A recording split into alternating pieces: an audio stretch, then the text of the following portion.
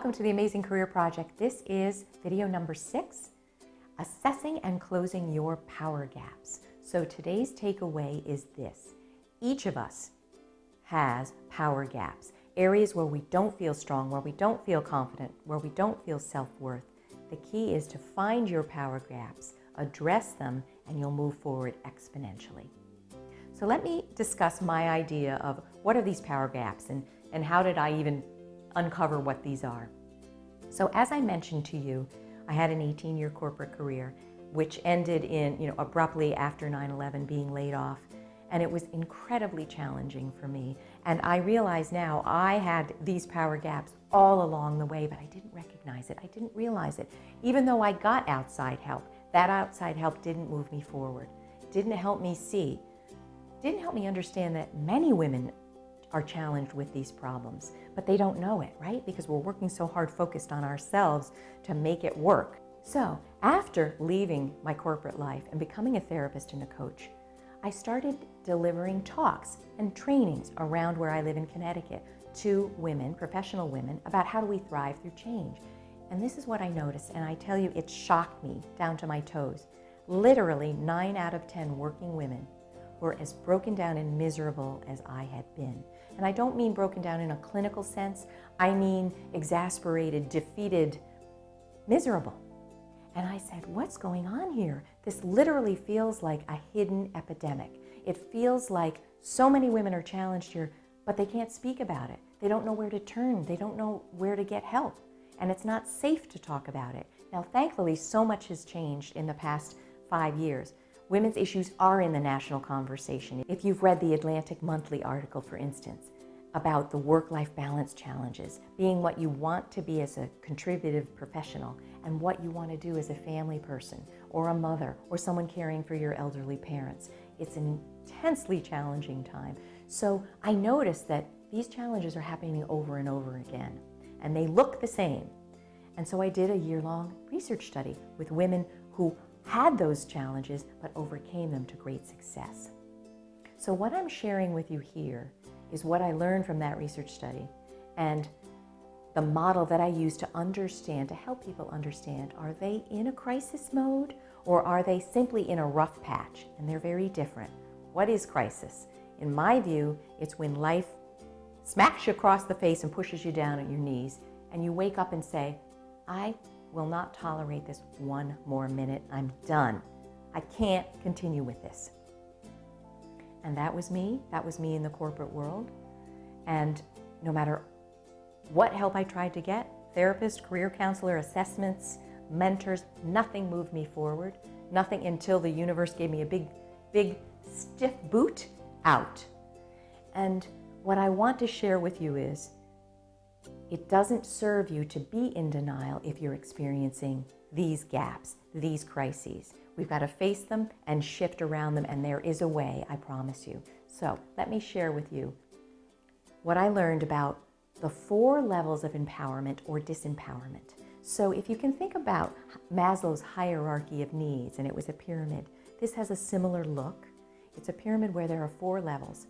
And I'm talking about empowerment with yourself, with the world, with others, and with your highest self. So let me share with you what that means. Let's start at the bottom, empowerment with self. What this means is when you're empowered with yourself, you feel worthy. You feel worthy of love. You accept yourself. You honor all aspects of your physical being, and you don't suppress parts of yourself. You bring your whole self to what you're doing. That's empowerment with self. Empowerment with others. You may rock in terms of self-confidence, but when you're working with others, you feel like you're chewed alive and spit out, right? That's not empowered with others. What we're looking for is the sense of respect, that you're recognized and respected and valued, and you recognize and respect and value others. The 3rd level is empowerment with the world, and this is about how you are as a vessel for what you want to be in the world.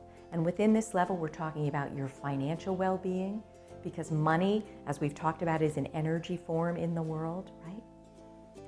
We're talking about, are you doing what you want to do, being who you want to be in the world, serving as an agent for change, for instance? for what you want. And the highest level is empowerment with your higher self. And I've talked about this before. I'd like to reiterate. It's not a religious concept at all. It's a spiritual idea. It's the idea that you are greater than this. You have a higher dimension that can see much more broadly, much more expansively.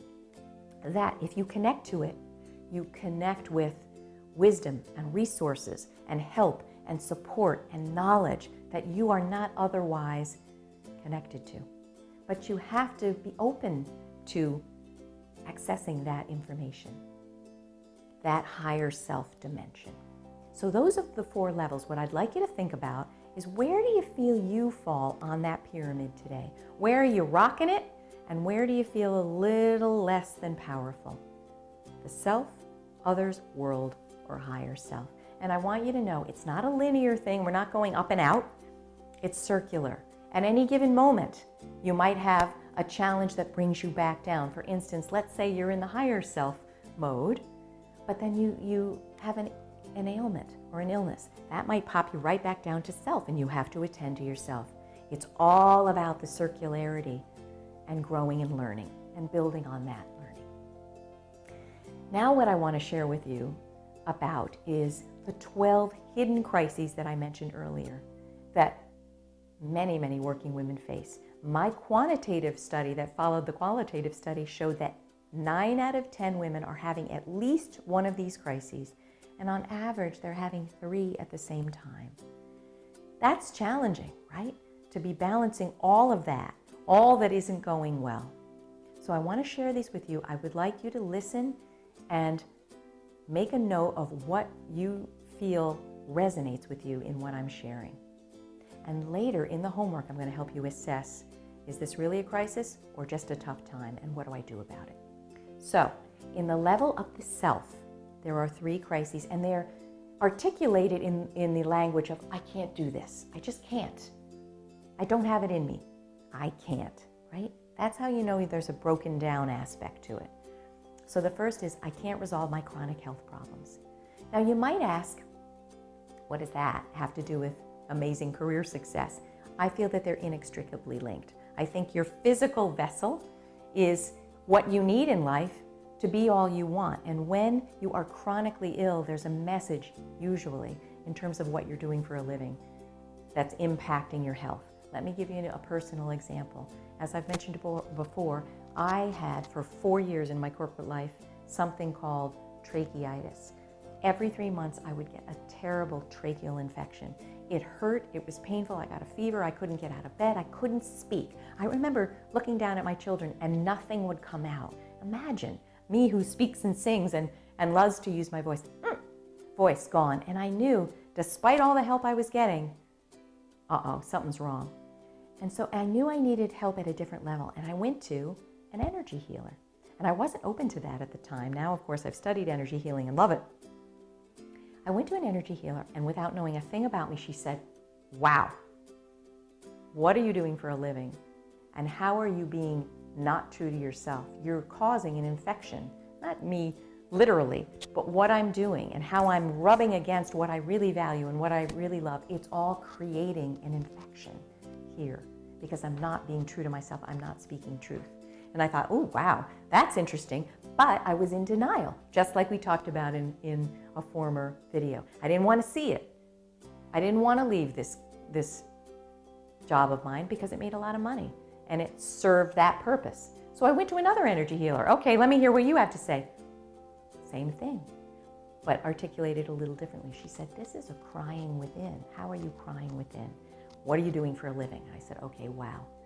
And I want you to know, even that wasn't enough to move me forward. But after 9/11 and my brutal layoff, I want to tell you with all honesty, from that day to this, I have never had tracheitis again. Gone. I have other things, of course, but it's not about using my voice. It's not about authenticity. It's not about my throat.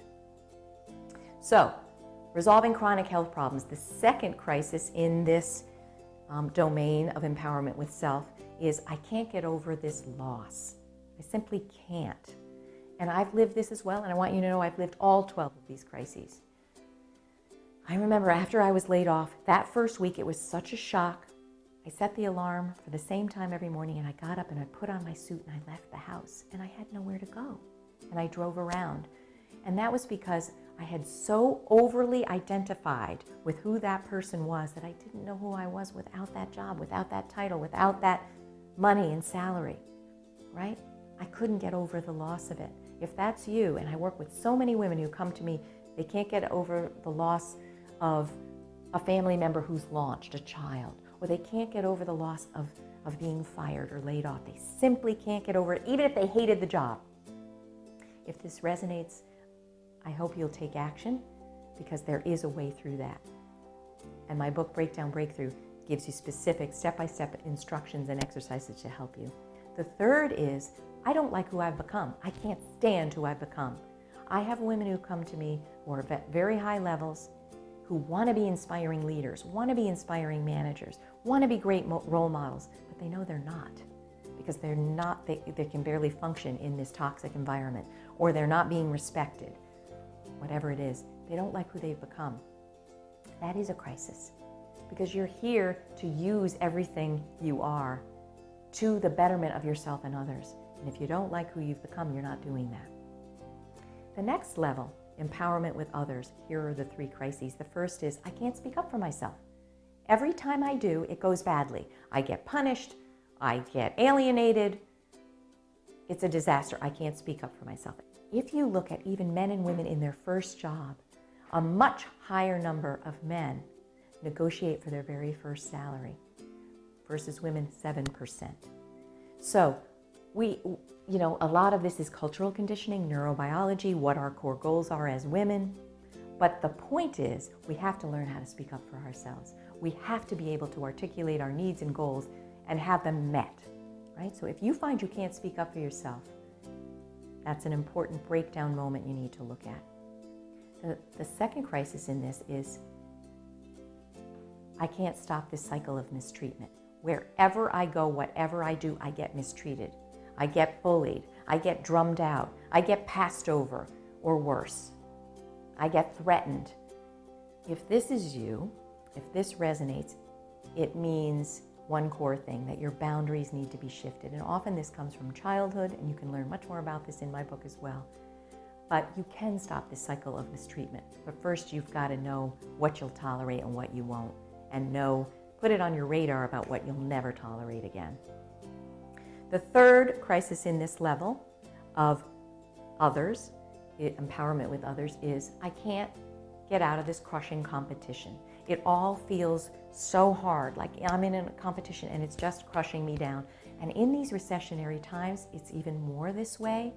Many people feel like they're in tough competition for the very few jobs that there are, or even at work with other women, that they'd be thrown under the bus in a minute.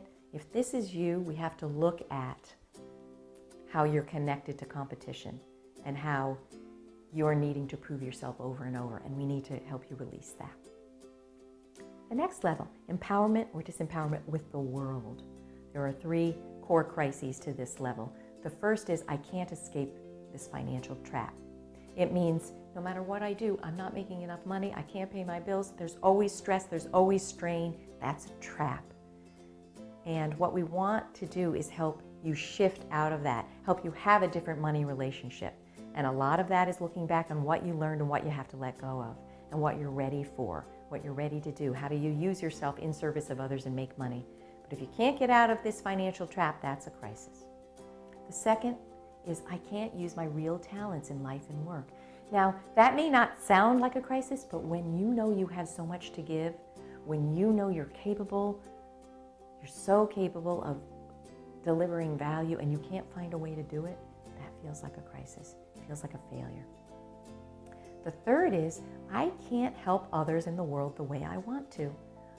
You might know, wow, I would really like to help alleviate poverty, but how can I do that in this job?